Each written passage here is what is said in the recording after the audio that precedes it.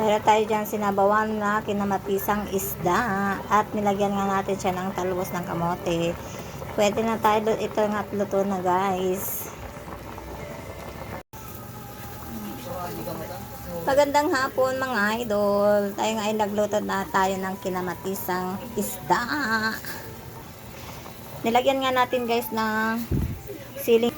Isa lang nga guys ang binilagay ko kasi nga mayroon kaming paksiw hinati ko. Kaya ito, ilagay na natin yung ating talbos ng kamote. Yan. Oh, sarap. Gulay pa lang sapat na guys.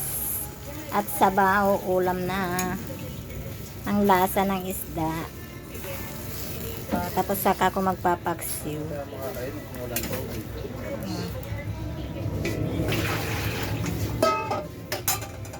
So, takpan muna natin. At ito na nga guys, luto na nga yung ating kinamatisang isda. Alright, bye bye. Thanks for watching.